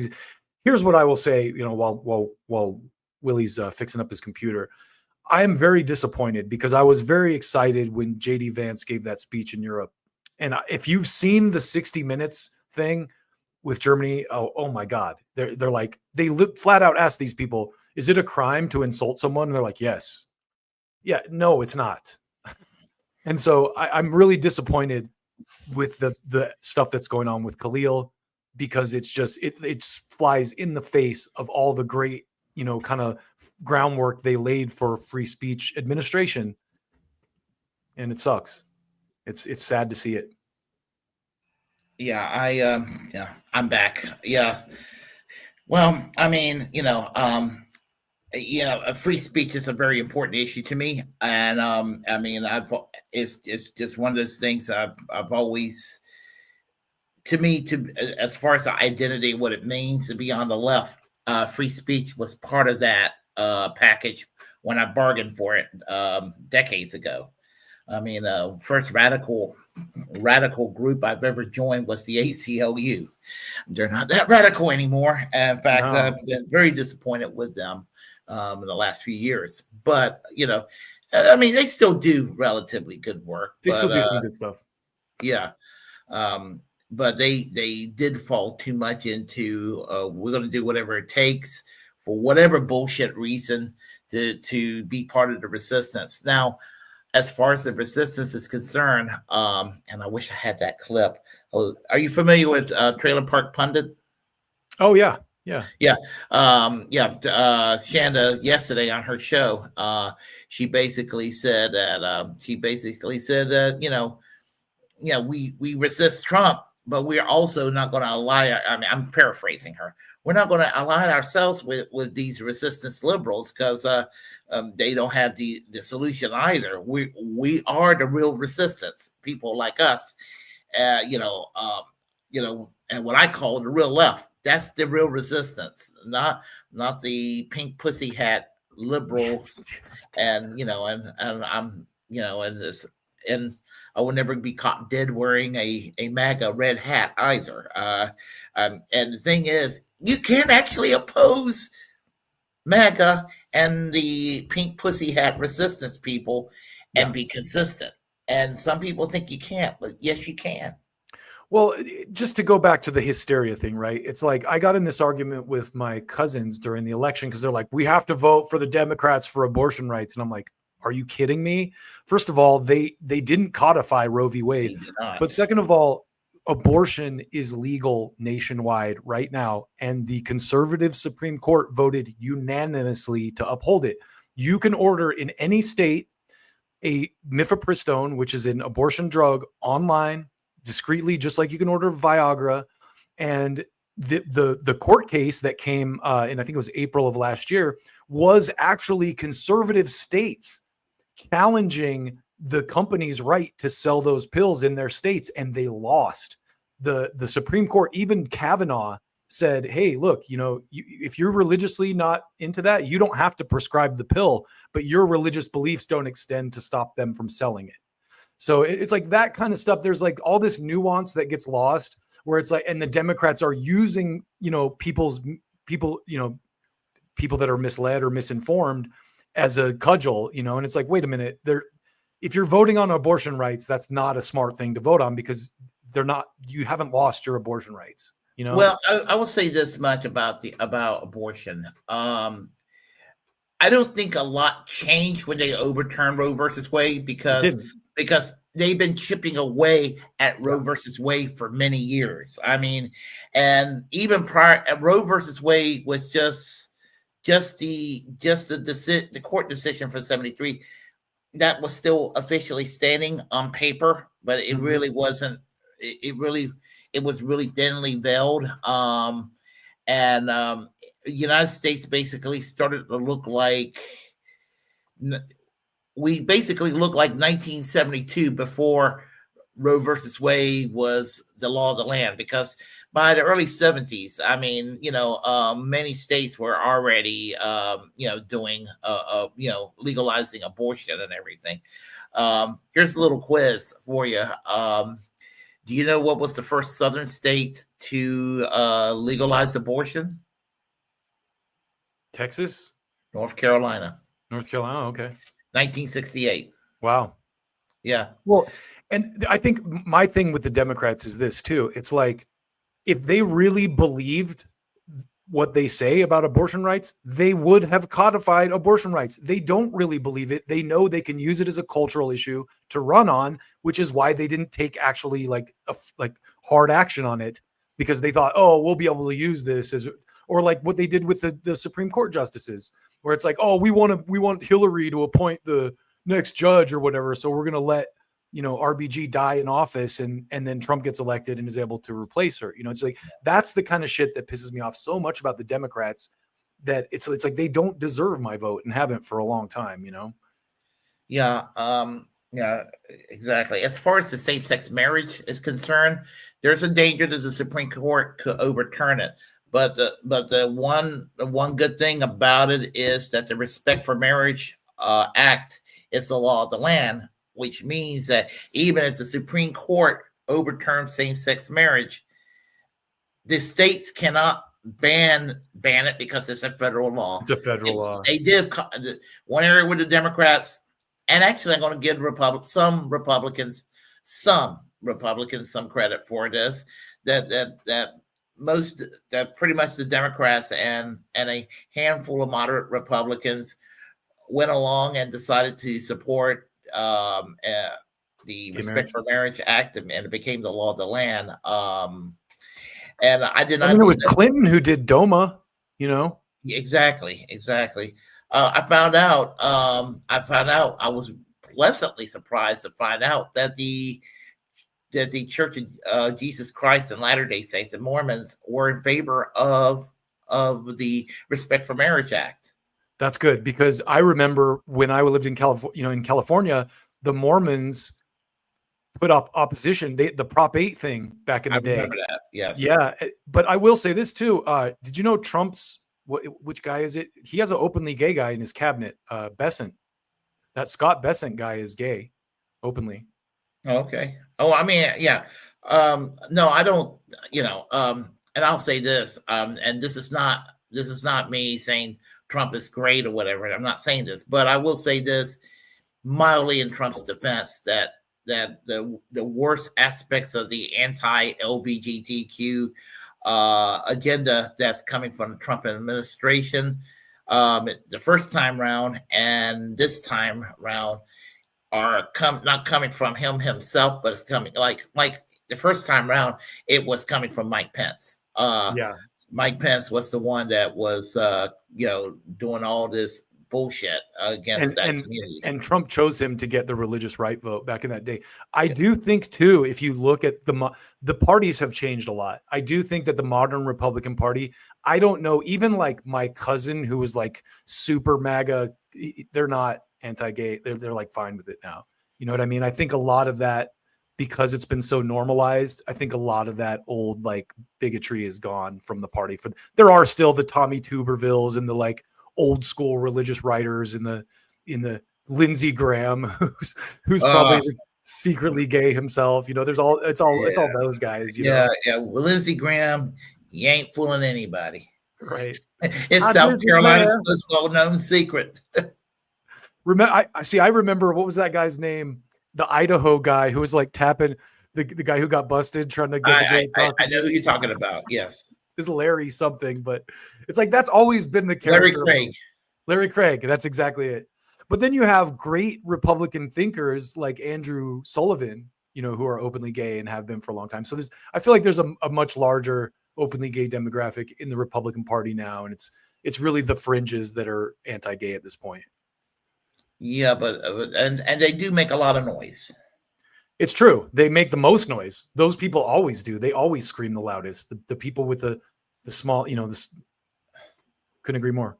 Yeah. There's a weirdo that's on YouTube by the name of Wild Bill for America. You ever heard of him? No. That sounds gay. He lives in Daytona Beach, Florida. He's from Texas, but he lives in Daytona Beach, Florida. He's sort of like what's the name of that TV show with Chuck Norris back in the early 90s? I know exactly what you're talking about. Shit, it's on the tip of my tongue. something Rangers. Walker, Texas Ranger. Yeah, Walker, Texas Rangers. He's sort of like that guy and the weaselly, clean-shaven Ted Cruz combined, and goofier than both of them are. Do you know Blair White? Have you seen Blair White? Yeah, I know who she is. Yeah, she's hot, trans woman, right? MAGA trans woman. Yeah, So I think it's a lot more accepted in today. What Trump did too, I think, is a lot of the Republicans exodus to the Democratic side because they knew that's where the power was going to be. That's why you have what's it called, a Lincoln Project and all those scummy consultant types like Rick Wilson and Steve Schmidt and all those neocon fundraiser guys are Democrats now. And Trump kind of swooped in and took the remnants of the Republican Party, like what was left, which was mostly like the libertarian Ron Paul, Rand Paul types, and then grew that base with a lot of people who probably didn't vote before. I think one of the reasons he probably won this last cycle is because he brought people out who didn't normally vote, and he built coalitions. He went to the libertarians and said, hey, if you vote for me, I'll free Ross Ulbricht. And, well, I think that basically, the United States was at a unique point in history where, someone comes along,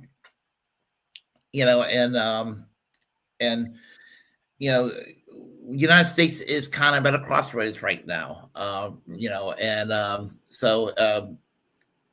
and unfortunately, all the problems that exist around Trump did not start with Trump. Totally. Well, let me just add this too. Trump is the right's Bernie, really, because the point that Steve Bannon makes in that debate, I highly recommend you watch it if you haven't seen it. It's really good. But he says populism is going to express itself one way or another on the left or the right. And the Democrats had the opportunity to harness that energy with the Bernie Sanders movement. And instead they went, no, we're going to appeal to, the security state people and the upper class Republican types that we want. And Chuck Schumer, I'm sure you've seen the clips, have said this. He's like, for every blue collar voter we lose, we'll gain 2 in the suburbs, I had made fun of him on this show so many times for that quote. Yeah, for every blue collar worker we lose, we're going to gain 4 suburban moderate Republicans. And my answer to that was, I'm glad they're moderate Republicans, but they're just going to make the Democratic Party more right wing. Yep. Let them do the fight inside the Republican Party to make them a little more moderate. That's what I will have to say. So I get tired when people push the Lincoln Project. I get so tired of that. Midas Touch is another one. They're all Republican fundraisers that are Democrats now because of Trump. Yeah. I haven't really. I have not seen much of Midas Touch. They have. They're trying to compete with Rogan on the podcast circuit. They have a podcast now. Oh, okay. So they're trying to build themselves as the left podcast. So yeah, well, yeah. But when Bill Maher said that there needs to be a Democratic Party Trump, it was Bernie. I totally get what he's saying, but his answer was John Fetterman. No, it was Bernie. They had their Trump. That's basically what I'm saying. Yes. The best quote ever, and I always say this is what kind of burst my bubble, is when I asked one of my super MAGA friends, I was like, look, dude, you're a coal miner. Trump shits on a golden toilet in a Manhattan penthouse. He's not looking out for you. And he goes, yeah, but he's not a Bush or a Clinton. And I went, oh, okay. Now I understand. And that same energy was in the Democratic side. They're like, we don't want Hillary. We don't want, Jeb Bush. We don't want any of these the typical status quo partisans that you always put up for us that are going to be the same either way. We're going to vote the opposite of that. And I that's really the reason behind the rise of Trump is it's just something different, and he's uniquely positioned, I think, as a guy with a lot of wealth and a lot of public stature to fight back against the status quo in a way that Bernie was not, Bernie's just like, oh, Putin is bad. I I was very sad to see him go that route and be such a hawk on Ukraine, referring to Bernie, because it's just kind of like Bernie, you are also Russia gated. Yes. Yeah, you were To the also nth Russia degree, gated, man. and I'm no fan of Putin. I want to make that clear. I'm not a Putin fan, but you know what? Russia, they got universal health care. We don't. Russia got a 30-day paid vacation time guarantee to all workers, and it's national law. We don't. I question on Putin. It's like I'm not like adorning Putin or anything, but I also question what I've been told about Putin over the years. Like the propaganda that we've been served up about Putin. I mean, Russia is not a communist country and hasn't been since it dissolved, since the Soviet Union dissolved. I think they're like the second or third largest party in Russia today, the Communist Party. Yeah. So, and if you look at, it's like the people of Russia obviously don't hate Putin. Their quality of life seems decent from what I've seen. And I think that's another thing that, like China, the same thing. It's like we've been so propagandized to think that socialism is the bane of existence. And it's like, bro, we have socialism here. Conservatives just want to pick and choose what they call socialism. I hate socialism unless the fire department's showing up at my house, or I need to take my kids to a public school. Well, I mean, as I said, they got universal health care. They got a 30-day paid vacation time for all workers. The Duma has 8 political parties in the Duma, as opposed to 2 political parties in the U.S. House and Senate here. There's no death penalty in Russia. So, I didn't know that. That's crazy. Yeah. There's no death penalty in Russia. Now, as far as the LGBTQ community, the horrible treatment in Russia, they're very religious. Fuck Putin on that one all day long. But you know what? LGBTQ people are treated horribly in the Ukraine, and they're treated terribly throughout East. It's an Eastern European thing. Yep. You have to go to Estonia before everybody gets enlightened on that question. Yeah, and I think that too. It's like a place like Russia. It's kind of like our best bet to influence them away from that archaic anti-gay shit is to be good friends with them and trade with them and have open communications with them. It's like this idea that we can't talk to Putin because he's an authoritarian. We talk to Saudi Arabia. What we talk to China. What the hell? Why can't we talk to Putin? We talk to a lot of people. The United States supports 7 out of 10 dictatorships across the world. Totally. Yeah. So it just, and this was prior to Trump. This has just been a way of life for the U.S. since the end of the World War II. They have supported a lot of dictatorships throughout the world, and we've set up a lot of dictatorships. Yeah, absolutely. And if somebody's out of line, they're either politely disposed of, or they're disposed of, period. When I say politely, these people are still alive. They resign, or they've been forced out of office. Yeah, just what's his name? Yanukovych in the Ukraine. Yep.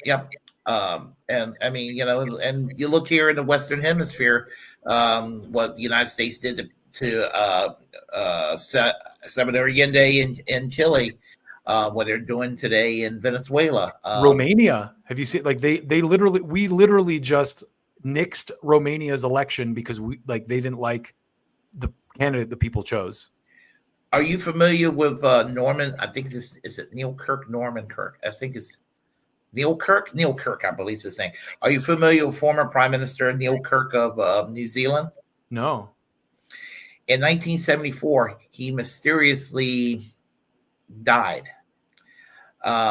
His Labor government was a typical social democratic government. Did the things for the people that we like. A lot of these other countries that we cite all the time about.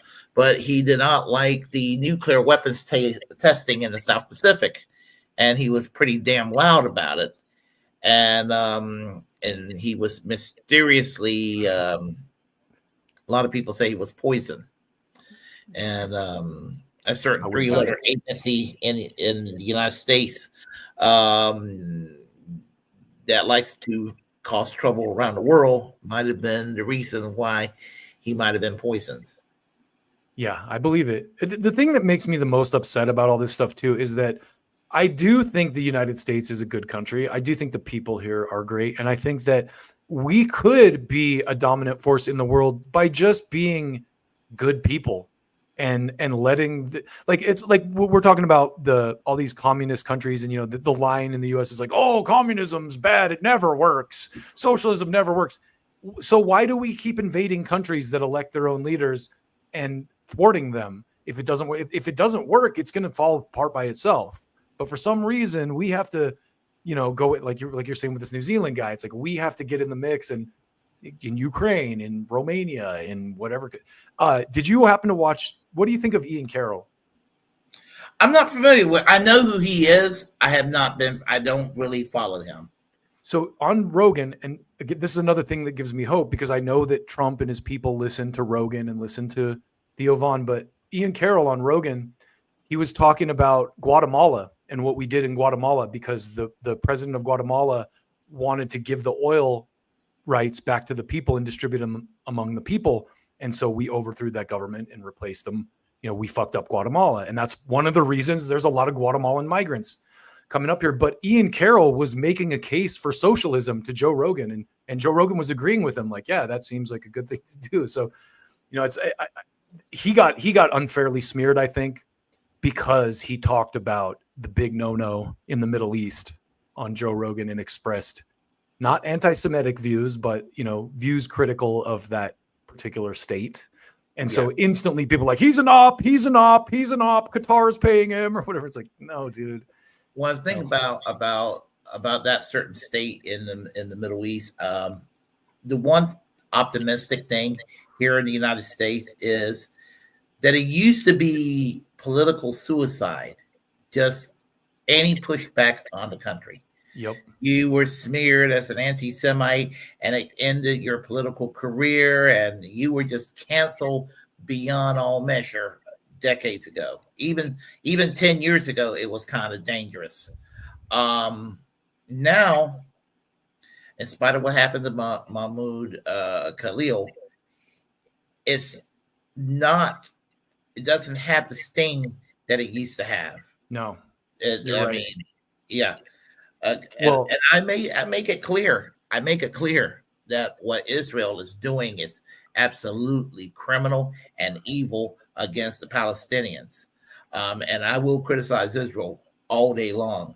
The only thing I will not do is specifically blame an ethnicity religion. I mean, I've said this several times. The biggest pushback against that state is Jewish people. Absolutely. Jewish Voice for Peace was the biggest organizer for protests, the college protests. So I did a story on this a couple months ago, like back in 2024, because a lot of my conservative friends were like, oh, Soros is funding all these Palestinian protests. And I was like, okay, let's go into the weeds on this. No, Soros's NGO gives money out to a bunch of other NGOs, and it funnels down to groups like Jewish Voice for Peace. And what that news piece was about was saying, like, hey, NGOs, make sure you don't give money to these groups because they're funding protests. It had nothing to do with Soros. Soros didn't even know where the money was going. He just gives it to, you know what I mean? And so It's like, that's the kind of stuff where the conservatives need to wake the fuck up and stop being naive. Thing about it is, I mean, you have a lot of Jewish voices that are opposed to what Israel's doing. Glenn Greenwald, Katie Halper. Katie Halper had the best show with the girl who did the movie Israelism, or her name's, if not now, her Simone Zimmerman. Sorry to interrupt you, but you're Simone fine. Zimmerman, amazing, a Jewish woman who's been largely behind a lot of these pro-Palestinian protests or Gaza protests. Yeah, well, as I said, you have Glenn Greenwald, you have Max Blumenthal, you have Aaron Matei, you have Katie Halper, Due Dissidents. You have the guys from Due Dissidents, Keaton and Russell. I mean, and you have Noam Chomsky. I mean, you have quite a number of Jewish voices that they're like, this is not in our name. If I had a hero in real life, it would be Max Blumenthal. Like, that guy is definitely one of my heroes. Like, always just like vocal about, like, his speech that he did at the UN about Ukraine, to me is like one of the best things I've ever heard. Right. Absolutely. Absolutely. All the loudest voices against that project are Jewish. Yeah. And, not all, but a lot. And we're talking about these people we mentioned, they're secular and left leaning, but there are even some ultra orthodox orders of Judaism that do not believe in the concept of a Zionist state. Jimmy Dore played this clip of the IDF beating up Hasidic Jews. Have you seen that? I think I have it. I've seen it. Actually, I've seen it. There you go. I mean, that I think too. And I'm, call me conspiracy theorist Joe or whatever, but like, when I see people coming into the chat with like, oh, the Jews, I'm like, okay, you're an op, dude. Like, though I feel like a lot of that sentiment is geared to defame legitimate anti-war sentiment. I mean, it's been proven throughout history. They bring in these little bots. I've called people out in my comments who say the N-word or say some racial slur against Jewish people. Like, what bot farm do you work for? Yes. And that's the thing right there. I mean, as I said, this, I mean, and if there's anybody being legitimately, anti-Semitic, I don't want anything to do with them in that regard, But this is about human rights, and some people get a little uneasy saying, don't compare them to the Nazis. Okay, all right. If they feel uncomfortable about that, then there are other genocides in history. Also, if King Leopold of Belgium. If they feel uncomfortable about that, maybe they should stop slaughtering women and children. Yeah, you got starving people, turning off the power. I mean, you got King Leopold of Belgium, who is responsible for how many millions of deaths in Congo. Yeah. You have the killing fields of Cambodia. I mean, there's European settlers in the United States. European settlers in the United States. The Armenian massacres in 1918 in Turkey. I mean, Armenia by the Ottoman Turks. I mean, we can, the genocide against the Yemenis by Saudi Arabia. There are all kinds of evil that exists in this world, other than the one that existed from the Third Reich. So that's just the popular one that everyone knows. So it gets used the most. So that's kind of where I stand on that. So no, it's not anti-Semitic to criticize Israel, and fuck anybody who wants to sit there and use the weaponized identity politics like that, like the big heroes of the world and all. I was just gonna say that this is where the MAGA talkers reveal themselves as fakes. The Ben Shapiro was the loudest voice against safe spaces for trans people or LGBTQ people, and now all of a sudden, like, we need safe spaces for Israeli supporters. It's like, dude, exactly. And he acts like he doesn't. The thing I hate that drives me the most insane about Shapiro too is he acts like he doesn't see that hypocrisy. He's clearly smart enough to recognize it, but he must be being paid very well to play that dumb. I should play before we go. Actually, speaking of Ben Shapiro, we started off with Turncoat Don. Maybe we should conclude with Turncoat Don here. I love that. Yeah. Okay. Let me find that video because that one I have seen. It's good. Oh, you know what I'm going to show. Yeah. Yeah, you know what I'm going to be showing. I was going to tell you too. Actually, you know what?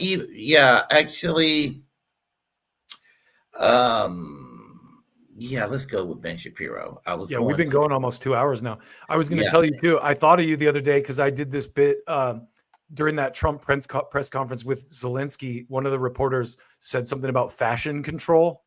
And so I I saw made this, that. did you see, I made a dark wave band called Yeah, Fashion Control. I loved it. I loved it. I was like, Willy's going to love this. Yeah, I did. And I did. Awesome. I found it. I found it. Hold on a second here. We'll go ahead and share that, and then we'll Sign do off. the final words and all that good stuff. So Here's Ben Shapiro earning his money. yes. Here we go. You know, we've been seeing these massive marches all over the United States in favor of Hamas. If that doesn't scare the hell out of Jews, I'm not sure exactly what will. These campuses, which are supposed places of safety and openness and diversity, well, when it comes to Jewish students feeling, just a little threatened by people who are now defending mass murder of Jews, and then, of course, there's nothing to be done. Are these people who are marching in favor of Hamas that you would want working for your company? On campuses across the nation, Jews have been surrounded. Jews are being threatened all over the world, but we got to make sure that the people who join the threats, those are the people who are protected. If they are not citizens and they support Hamas, they should be deported. These folks don't think like you. They don't think like you. In the United Kingdom, Jewish students are now afraid to go to class.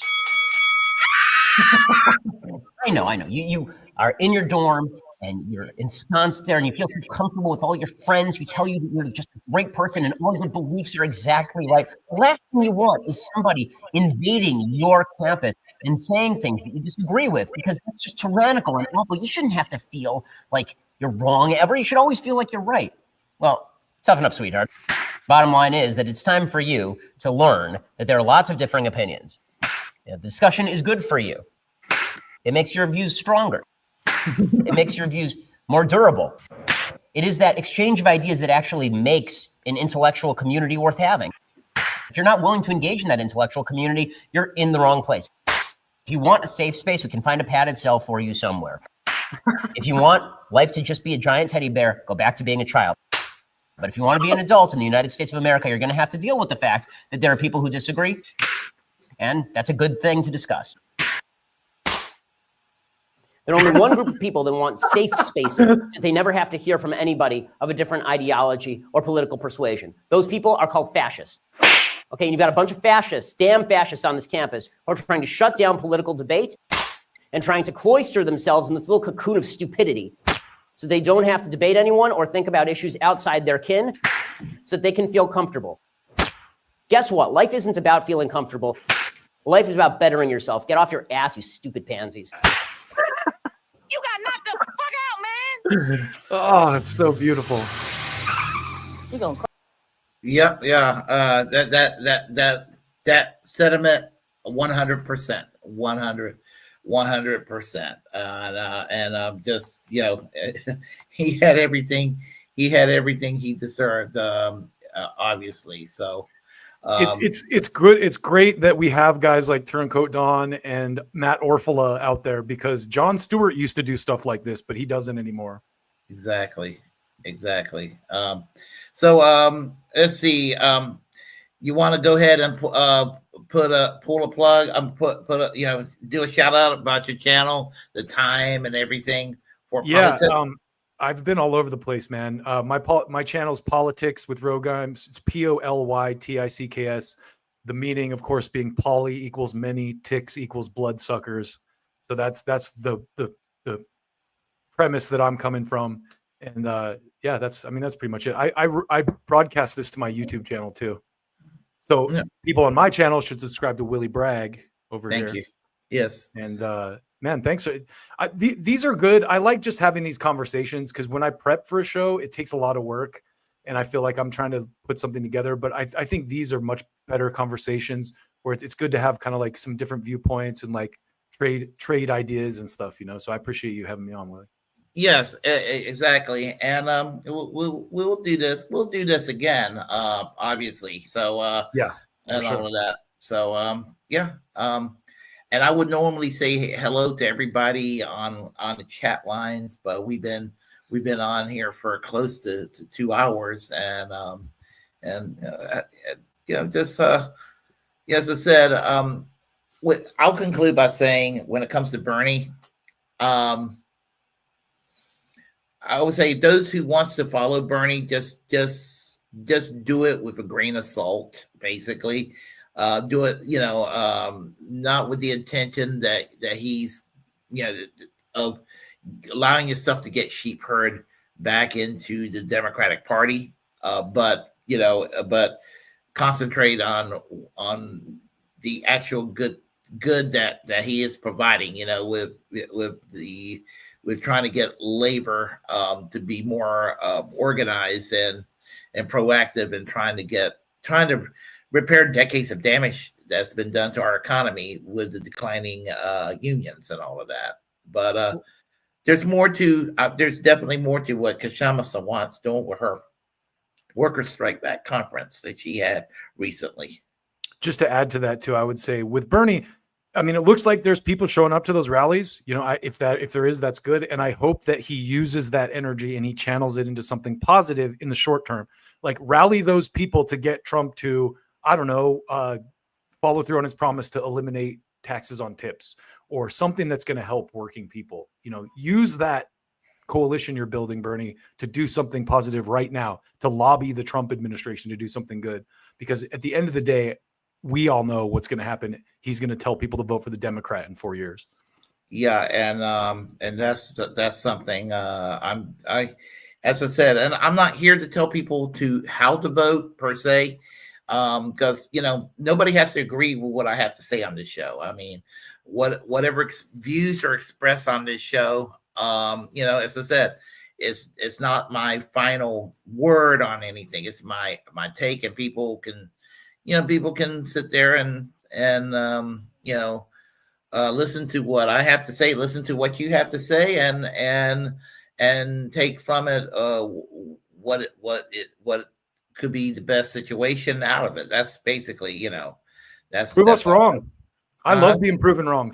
Show me why I'm wrong. If you got good evidence, same here. Yeah, and that's my point.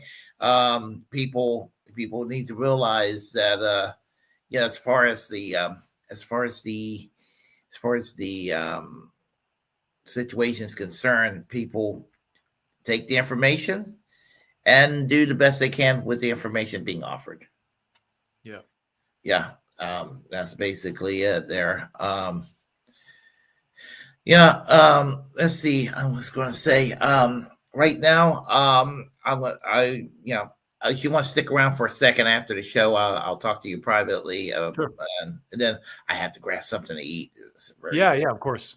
We've been on for 2 hours, man. I'm about ready to jump myself. Yeah. So everyone, if you like what you heard, please press like and comment, share the content on this channel. As a First Amendment absolutist, it's my duty to inform you to create your own platform and utilize it, because we are, in fact, muckrakers of our time. Subscribe to the Willy Bragg show here. Subscribe to politics, and basically, I would say free. At this point, I guess you could say free Mahmoud, free pardon Ed Snowden, and free Palestine, free healthcare for all, and for the preservation of our movement. Free speech absolutism must be preserved at all costs. So until next time, folks, I will see you all later. Take care. Thanks, Willie.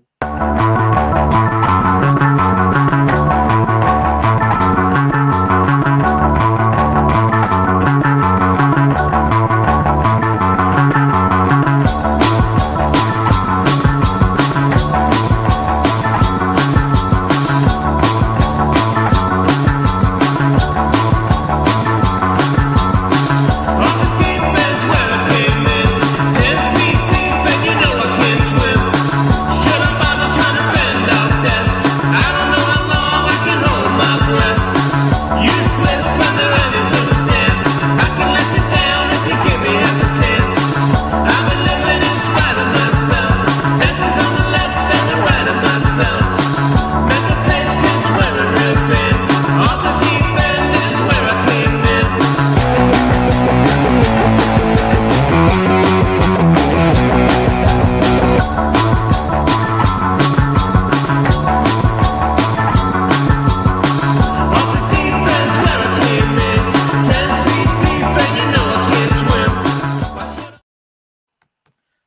I like your theme song.